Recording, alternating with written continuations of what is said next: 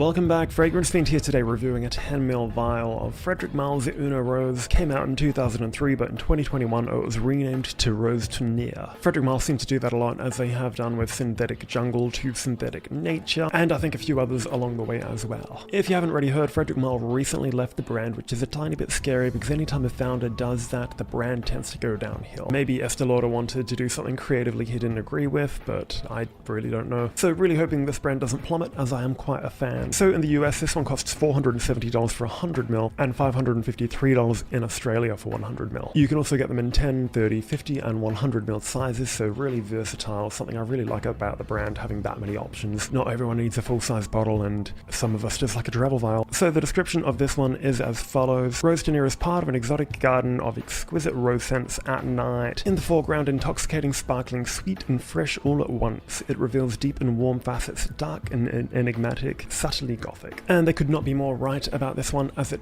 is intense. So this one's actually broken, so I can't really spray it, but I can kind of stab my hand until the juice comes out.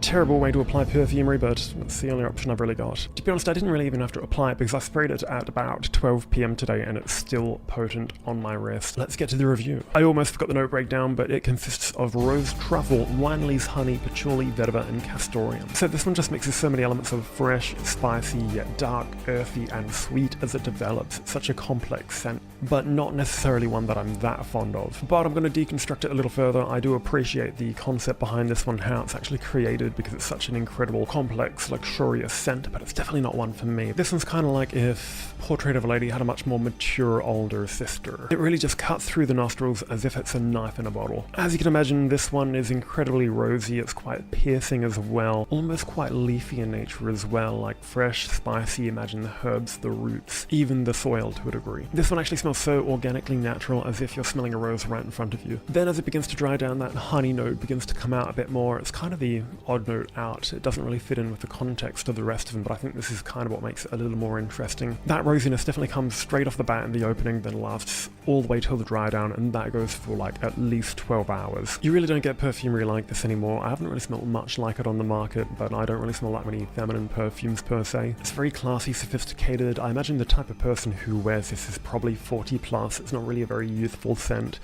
And that being said, it's probably one of those scents people buy time after time and don't really try anything else. I don't know why I think that, but it's just got that very signature nature to it, where if you like it, you probably love it and you're going to stick to it for life because you can be smelt wearing this thing. Despite it not being my taste whatsoever, there's definitely an audience for this one, and probably an audience that's not watching this video, but it is personality in a bottle. That initial spiciness though does last about 2.5 to 3 hours before that earthiness and the sweetness begins to come out a tiny bit more. It is quite overwhelming for my own liking though, just a little bit too intense. If you do like your florals, and especially your roses, I think you might like this one, but I definitely stick to my trusty Portrait of a Lady myself. Despite the very high price point for this one, I think it's quite worth it for the quality of ingredients, the really excessive longevity and performance. People will smell you wearing this, and even from just stabbing my hand before with it, I can smell it from here no problem. It fills the room pretty easily, and you're really going to get your money's worth over a matter of years that it will probably take to chew through it. Unfortunately, overall, I'm not really a fan of this one. It's far too piercing for my liking. It's not something I would wear raw necessarily like to smell on others. It just does remind me, I guess, more of a mature, older lady, but it does become a tiny bit more tolerable as it dries down. Definitely more catered to for winter. It's quite a formal scent, but definitely exceptional craftsmanship with this one. Édouard Fléchier